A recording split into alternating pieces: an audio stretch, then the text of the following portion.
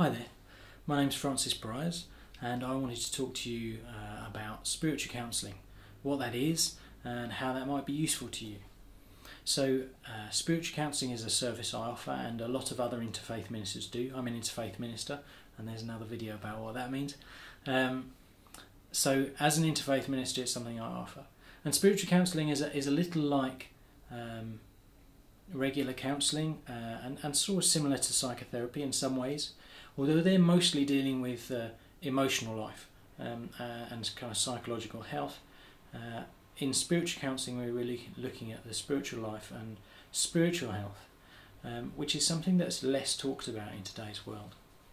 So some people come for spiritual counselling because they've got something they specifically want to address. They may have lost a loved one and they want to work through their grief.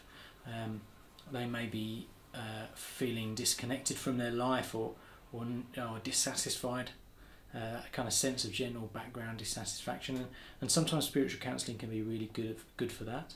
And for some people they're pretty happy with their life, but they want to be even happier. There's a sense of wanting to reach out and have a greater connectivity with spiritual life and community, and spiritual counselling can really help with that too. So what do we mean by spirit or spiritual? For me, it's very connected with meaning, having a sense of meaning in my day-to-day life. It's a common malaise, I think, in the modern world for people to kind of plod through their lives and feel like there's something missing and they're not quite sure what. And if you look at it from a purely scientific or empirical or kind of medical perspective, then maybe there isn't anything missing, maybe you're okay.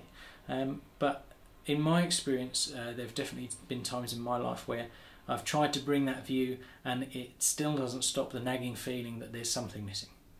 Now I'm not saying that this is a cure-all for any kind of sense of dissatisfaction, or that I'm going to offer you a quick fix. What spiritual counselling can offer is a place to explore that sense of dissatisfaction, or a sense of a desire for greater meaning, or feelings around loss, grief, any of these things. It can be an environment to explore those things, to open them up and to create space where change may become possible, where grace can enter in, where a sense of greater connectivity into yourself, into myself, and also connectivity out into the world. And that's not just the world of people and relationships, but also the world in its rawest essence. So whether that's nature or a sense of the divine in the day-to-day and in the things around me.